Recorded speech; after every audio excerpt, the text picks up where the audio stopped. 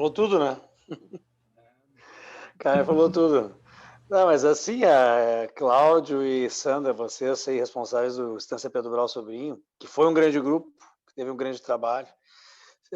O Camilo ajudou aí a turma, que eu sei, tá? Então, vocês provaram do caminho certo, entendeu? Então, o que a gente às vezes acontece assim, quando a gente quer estipular um trabalho de performance, é a mesma coisa que estipular uma dieta de emagrecimento. Tu tem que fazer um acordo contigo mesmo. E, na verdade, de um grupo, tu faz um acordo com todos. O que é o objetivo? O objetivo é ter um grupo que seja representativo para a sua entidade e faça jus ao nome dela, né? E aí tu começa o acordo e nesse acordo tu estipula rotinas e regras. Foi o que a Karen falou. Se a gente não tiver um comprometimento com rotinas e regras, nós não vamos ter um caminho tão fácil ao sucesso.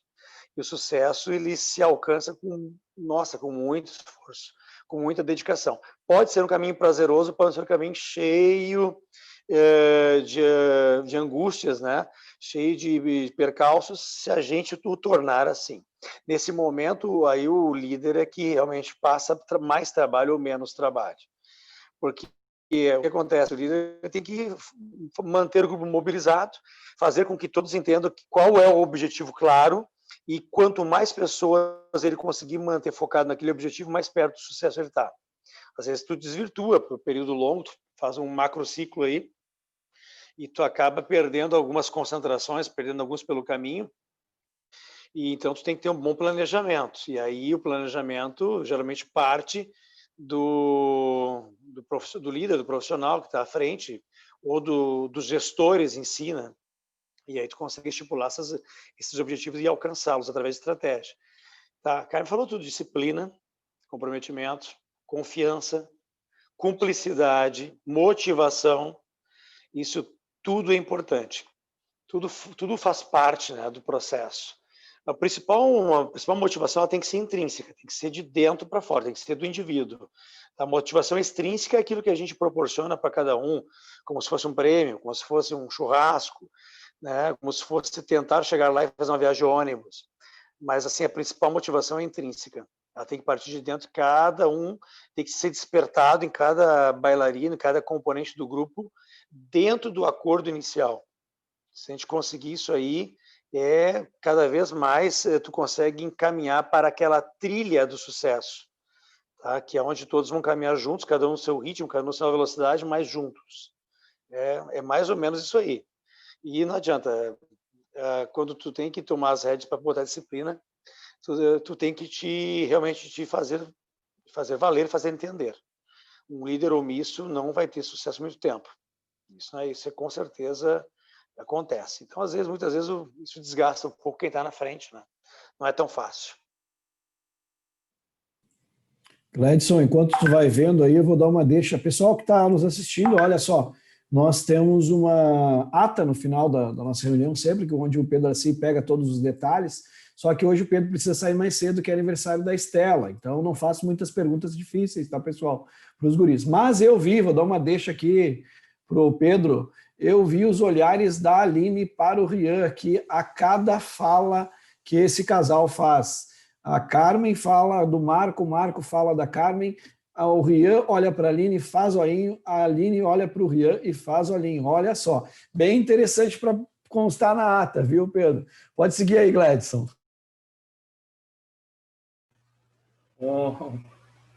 Os casais que estão hoje, né? O Fábio segue na sequência das perguntas. Boa noite a todos, em especial os professores Marco e Carmen. Parabenizá-los pela brilhante trajetória que ambos têm. Dizer que eles inspiram nós, e quando eu digo nós, eu digo a dançarinos, professores, instrutores, tradicionalistas em geral. Sempre quando a gente visualiza uma trajetória com brilho dentro da área artística, a gente vislumbra sempre o trabalho de vocês. Dentro disso, eu gostaria de fazer duas perguntas.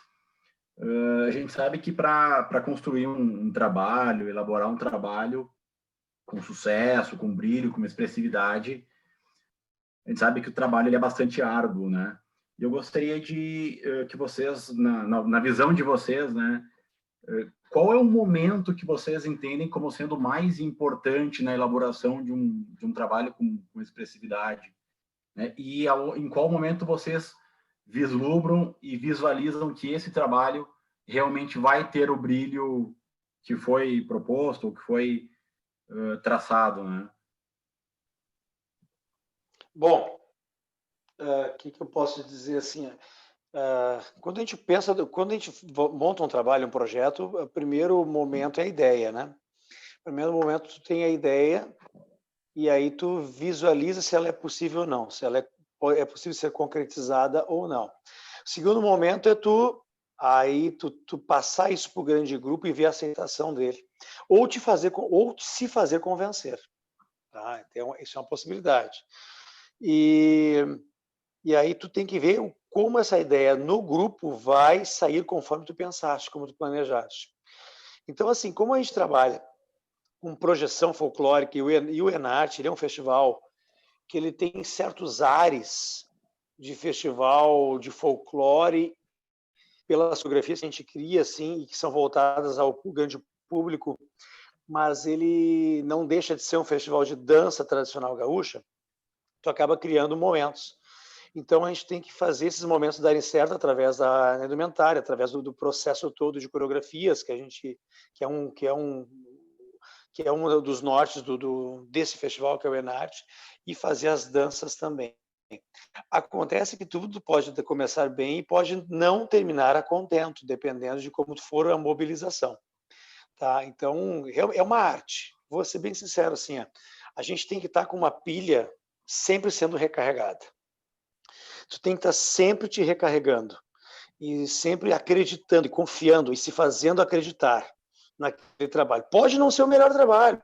Muitas vezes pode não ser o melhor trabalho. A ideia inicial pode não ser a melhor, mas ela pode se transformar na mais bem executada. Enquanto que às vezes a gente tem uma baita de uma ideia que ela não é tão aceita e não ficou bem executada. Aí tu queimou, como se diz assim, tu queima um cartucho de uma grande ideia que não foi bem apropriada pelo teu elenco, né? Então eu acho que isso é uma maestria, assim, eu acho que é uma arte. Tu também tem que fazer isso aí. E durante todo o processo eu acredito que a gente não está acabado. Eu tenho uma teoria do inacabamento, que é do Paulo Freire, que eu acredito que é muito perspicaz para nós da pedagogia, assim, e do trabalho em grupo, que tu não pode estar acabado, tu nunca está pronto, tu tem que estar sempre aprendendo, tem que estar sempre buscando recursos e subterfúgios. Eu estou sempre escutando muito, lendo muito, usando muito os olhos e ouvidos para isso. Aprendi com muitas pessoas, assim, estou sempre observando, sempre aprendendo também. Então, às vezes, uma troca de ideias ela pode ser o ponto crucial para que alguma coisa dê certo. E tu consiga refletir e talvez mudar o curso daquele projeto durante o andamento e tendo sucesso nele. Isso aí aconteceu várias vezes. Tá? Só que tu tem que estar com a mente aberta, com essa filosofia pronta para que tu não te sintas constrangido achando que a tua ideia está sendo contestada. Não, tu tem que estar sempre atento a todas as movimentações e a tudo que pode surgir. É uma possibilidade, é algo que é real. Pode acontecer. Então, qual que é a principal fase? Eu acho que condução. A condução do trabalho é muito importante. Porque a ideia pode ser não tão boa e tu transformar ele num baita no trabalho. Enquanto que uma ideia ótima pode ser mal conduzida. Acho que é por aí.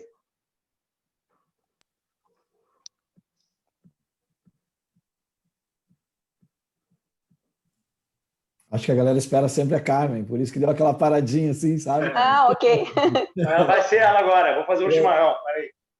Não, então eu achei que tinha encerrado na colocação do Marco, mas eu também concordo que essa questão da condução é uma questão que ela pode apresentar, né? O momento mais difícil, sim, é o momento que tu estás escolhendo o tema, debatendo sobre o tema, escolhendo a indumentária, enfim, todo aquele contexto que a gente sabe que é importante, que faz parte, né, para montar esse espetáculo para o Enarte. Estamos falando de Enarte, né? Que eu acredito que depois do Enarte os grupos eles continuam sempre fazendo os seus trabalhos, os últimos ou, né, o último, enfim. Essa questão da condução que o Marco colocou é bastante importante, porque, por exemplo, eu já vi muitos trabalhos maravilhosos no Enarte e que não foram premiados. Não foram premiados entrada e saída, não foram, o grupo não foi premiado, né?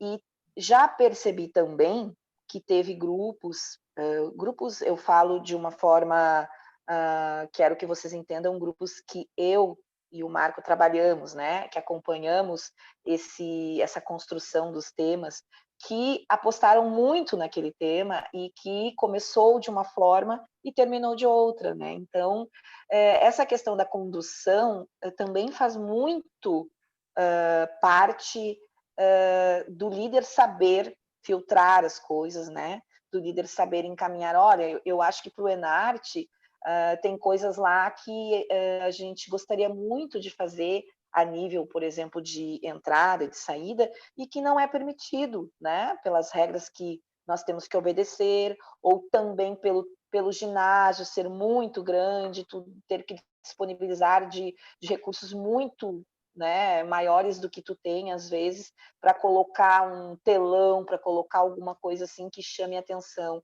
Então, essas ideias, quando surgem, a gente tem que filtrar, né? E às vezes os grupos se sentem diminuídos, né? Com isso, mas por que a gente não pode fazer, né? Então, essa questão da condução é, sim, bastante complicado, porque cabe a alguém ter que dizer, eu acho que dá, eu acho que não dá, né? Eu acho que nós vamos levar muito tempo fazendo isso, eu acho que vai ser uma correria para a gente, né? Não vai ser muito tranquilo terminar uma coreografia e entrar nas danças devido a... Então, eu estou dando exemplos, né? Então, essa condução realmente é uma parte bastante difícil, né? Que tu tem que ter senso, né? E às vezes o teu senso acaba sendo o corte de alguma coisa. E aí tu também te sente um pouco, né? Um pouco estranho, assim, ter que dizer isso. Então, eu acredito que esse momento realmente é um momento que merece uma atenção e que, pela dificuldade que ele apresenta. É isso. Ledson, vou me atravessar aqui, mas eu li uma pergunta lá no YouTube do Marcelo Martinelli. Tem várias manifestações, viu, Carmen e Marco, de carinho e de apreço das pessoas, mas o Marcelo fez uma pergunta ali que eu vou pedir para as gurias trazerem, ou qualquer uma das gurias do YouTube, tanto a Priscila quanto a Marcileia, porque é uma pergunta fantástica. Todo mundo quer saber. E eu acho que aquela pergunta a gente não pode deixar para o final. Tem que ser agora. Consegue trazer para nós, Priscila? Pode ser eu? Pode, Márcia. Boa noite a todos. Boa noite a Carmen e ao Marco. Prazer Boa noite. estar falando com vocês. Eles sabem da admiração que eu tenho por eles dois, que a gente já conversou. Como o Prof. Tony falou, o Marcelo Martinelli trouxe uma pergunta lá no YouTube e ele fala assim, ó, entre o Marco e a Carmen, quem é razão e quem é coração?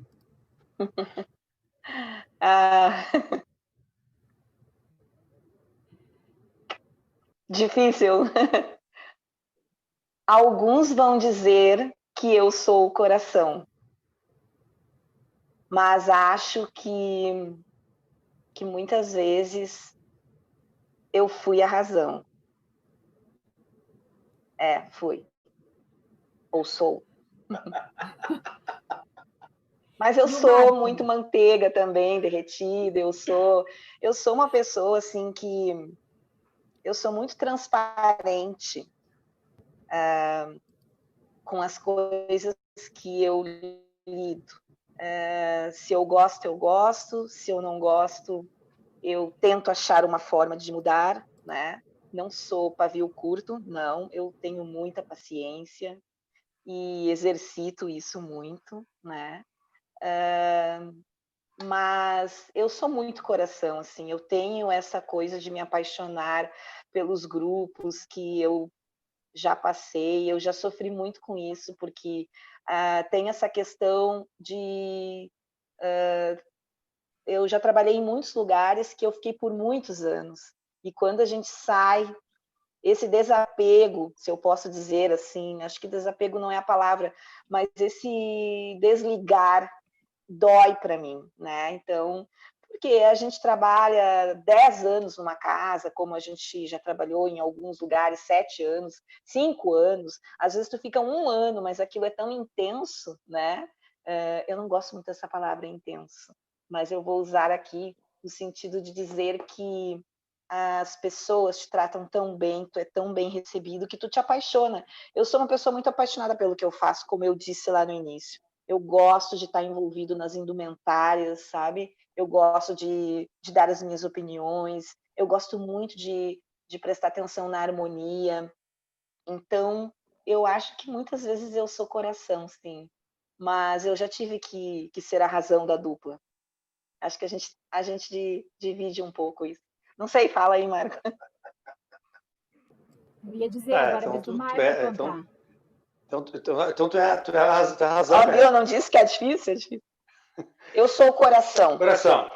Eu sou o coração. Então fecha o teu microfone, coração. Tá. Então, eu sou... Então, muitas vezes a gente tem que ser a razão, né? E a gente trabalha em simbiose, a gente trabalha bem em equilíbrio. Acho que é interessante isso. Tá? Muitas vezes a gente tem que ser um pouco mais duro, aí quando tu faz isso, tu não pode ser com coração, né? Tu tem que ser com razão. Então, tu é mais duro, mais realista. Então, tu acaba tendo que ter um distanciamento para poder tomar decisões, né? A Carmen já é mais coração, então acho que tem aí a balança se equilibra bem. Então, acontece isso, a gente tem essa facilidade, mas é dessa maneira, a gente tenta pensar assim. Eu sou virginiano, sou muito perfeccionista, eu ajo muito com a razão assim, para isso, para algumas coisas, né? Então, isso aí a gente tem que estar sempre ponderando. A Carmen é mais coração. Eu quero também dizer que eu sou aquariana, e aquariano é tudo de bom, né?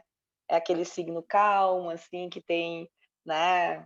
Todo aquariano sabe do que eu estou falando. Então, tem isso. Eu sou muito coração mesmo. Sou muito coração, e o Marco realmente é a razão da dupla.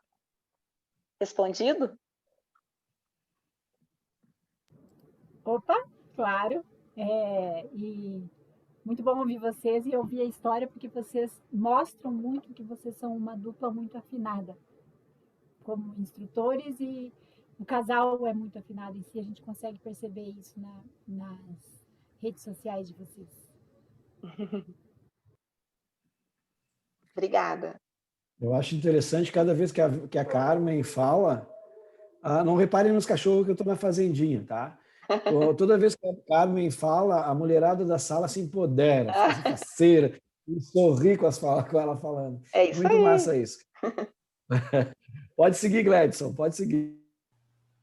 Bom, vou aproveitar, tu se atravessou, Tony, eu já estava me preparando para me atravessar também, para aproveitar o tema que eles vinham falando sobre condução de trabalho, sobre um item muito importante, concordo com isso, né, a parte de condução. E eu, às vezes, me pergunto bastante para pensar sobre isso, né?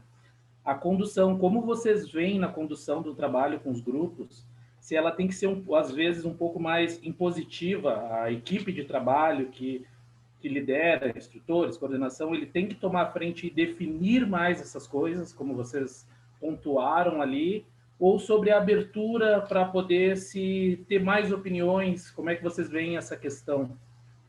Para definição de um trabalho, definição de como vão ser as coisas para o projeto.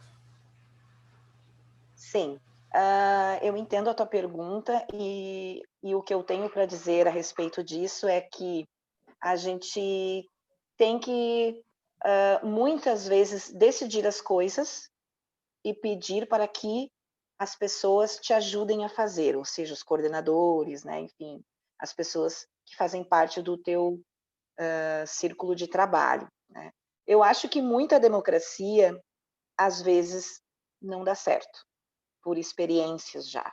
Então, essa palavra impor é um pouco forte, mas eu acho que, na grande maioria das vezes, nós decidimos, sim, eu acho que o caminho é por aqui, né? Então, quando nós temos afinidade com esse grupo de trabalho, as pessoas refletem, às vezes mesmo não tendo aquela opinião igual à tua, mas acabam acreditando que aquele seja o melhor caminho. Então, muita democracia, por experiência própria, não dá certo. Então, sim, você precisa ser mais, você precisa decidir, pode até trocar e deve trocar ideias com aquelas pessoas que tens mais proximidade, né? Para também ver, né? E o que de repente essas pessoas podem também te ajudar a enxergar, mas na grande maioria das vezes a gente precisa decidir. E algumas vezes tu também precisa convencer as pessoas a te seguirem.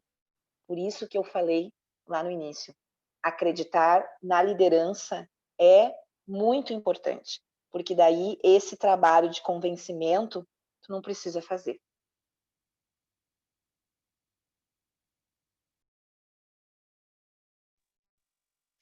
Perfeito, a Carmen falou tudo. Faço das palavras da Carmen as minhas. Viu que o pessoal fica esperando, como um casal, né? O pessoal para uma paradinha e espera para ver a tua fala ou a fala dela. Pode seguir, Gledson, pode puxar mais Beleza, uma. então. Agora a gente segue com o Rodrigues, então. Boa noite, Carmen e Marcos. Parabéns pelo trabalho que vocês desenvolveram. Tenho duas perguntas. O primeiro, eu fiz uma pesquisinha rápida. Entre Mobral, Fegart e Enart, teve 42 edições. 29 das 42, o Aldeia ficou entre os 5 primeiros. Foram 11 vezes campeões, 8 vezes vice, 3 vezes terceiro lugar, 4 vezes quarto e 3 vezes quinto. Né? São números impressionantes. A década, vamos dizer assim, o auge foi de 96 a 2006. Claro que tem receita, como vocês falaram, assim, trabalho, dedicação, empenho. Para alguns funcionam. Não é como um bolo que a receita funciona para todo mundo, né? Senão era só o pessoal ensaiar, se esforçar que dava. A minha pergunta para vocês é: como é que foi para vocês o primeiro título do Enart? Claro que vocês já foram inúmeras vezes, mas como é que foi a primeira vez campeão, né? A primeira vez como campeão? E essa década, assim, de 96 a 2006, o que vocês podem falar, né, dessa década que foi mais vitoriosa de vocês? O que prevaleceu mais? Bom, vou falar aqui. Não, o primeiro título nosso foi em 92, dançando, eu e a Carmen. Foi bem marcante, bem marcante. E foi muito bom. Foi uma coisa assim que, naquele tempo, eu era dançarino só. A gente, alguma coisa ajudava nas danças e tal. E muito tive no GTF conversando com o Terço, então a gente levava alguma coisa para o ensaio. E então foi marcante muito por isso, tá?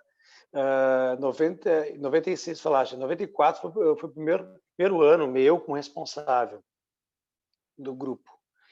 E naquele ano houve uma grande renovação.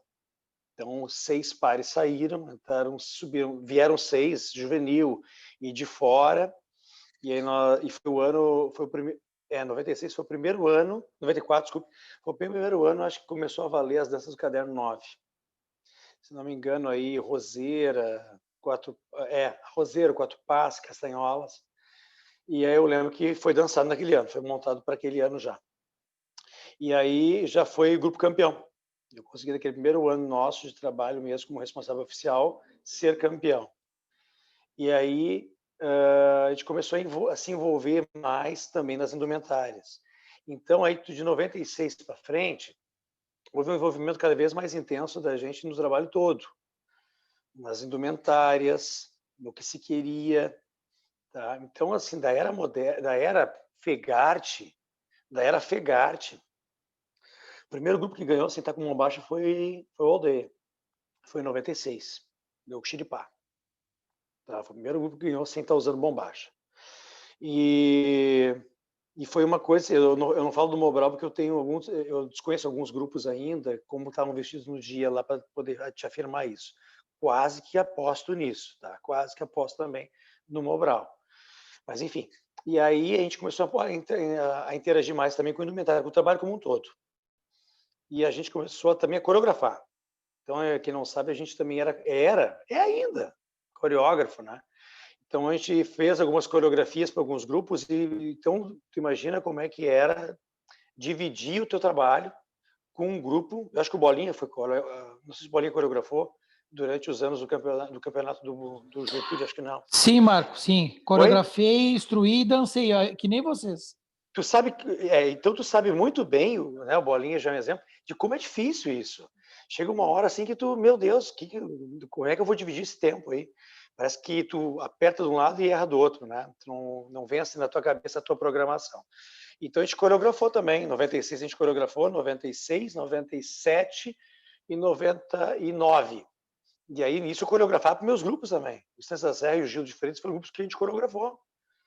Então era muito intenso a coisa, assim, a gente se dedicava demais, assim, era muito envolvimento. Então eu digo assim que foi os envolvimentos muito grandes, assim, essa década de 96, 2006. Deu muito certo, assim, aconteceu muita coisa. Mas também eu te digo assim, meu amigo, que houveram muitas inquietações. Eu sempre busco estar inquieto, tá? De que maneira? Não me contentando com um título de um ano, achando que aquilo é o limite máximo. Sempre buscando alguma coisa a mais, estudar mais, buscar outras alternativas, buscar superar um limite que tu tinhas atingido antes.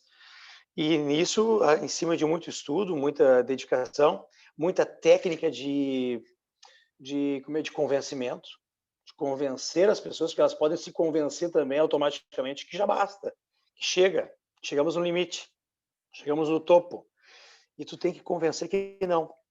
Tem que convencer que pode ser feito mais que isso, tá? E mobilizar bastante. É por aí. Eu vou atrapalhar de novo aqui. Eu te fiz uma pergunta uma vez, Marco. Me lembro que em 2006, Guerreiros Sapateadores, né?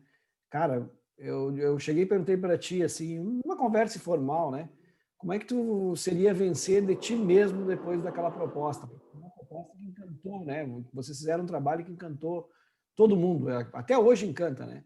E eu me lembro em 2009, nós com o Tiaraju, e nós fomos com no caso, Nossa Senhora, né, dos Navegantes, e achamos que estava excelente, e vocês ganharam aquele campeonato, e vocês trouxeram aquele pano, né, e aquela coreografia, e, cara, depois eu tive que te dizer de verdade, puxa, cara, tu conseguiu vencer de ti mesmo, porque vai ficar outra coreografia, outro trabalho, outro projeto, ainda marcante, tão marcante quanto aquele. Então, vencer de ti mesmo já era algo surpreendente. Como tu consegue essa inspiração? Assim, ela surge com vocês? Ela surge no casal? Ou é algo que te chama a atenção? Porque realmente é difícil.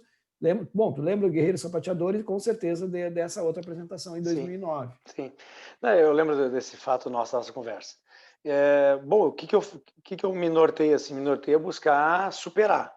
Eu não estar contente. Eu fico sempre descontente pelas coisas. Eu não quero que isso seja visto pelo lado ruim, né? Eu visto como um fator que me motiva, sempre buscando a mais. Tá? Então o que acontece? A gente tentou buscar, parece que tu chega no limite, né? 2006 seria um limite. E aí eu pensei, não, tem que ter mais coisa. Tem que ter mais. E eu estava com aquele trabalho do pano guardado desde 96. Eu tinha aquela ideia, eu tinha aquela inspiração desde 96 de fazer aquele pano. Tá. Obviamente, todo mundo sabe que foi uma inspiração que eu tive, que a gente teve vendo, foi no Festival de Folclore, vendo um grupo da Buriátia. A Buriátia é uma república russa perto da Mongólia. E o grupo usou isso. O Pedro Pedroso viu também algo parecido e usou. Ele usou, se não me engano, em 97, com o Centenário da Querência. Tá, daquela questão dos brinquedos. Tu vê como eu sou boca aberta, Marco, porque eu também vi no festival lá na Itália, tenho vídeo até hoje e não usei. Viu, Caio? O cavalo passa e quem não monta, tchau. Tá. Pô, mas aí é o seguinte, aquilo que era uma inspiração que eu tinha, não sabia o momento de botar aquilo, não sabia o momento de usar, tá? E aí ficou guardado. Aí o que aconteceu? Em 2009 nós viajamos para a China, muito perto do Enarte. Foi em outubro, foi um convite do governo chinês, por 60 anos de aniversário da República Popular da China, e ficamos 30 dias lá. E aí, nesses 30 dias, aí eu fiquei ensaiando. Fiquei pensando, meu Deus do céu, cara, tem que ensaiar. Não é só fazer show. E nisso a gente ensaiou muito.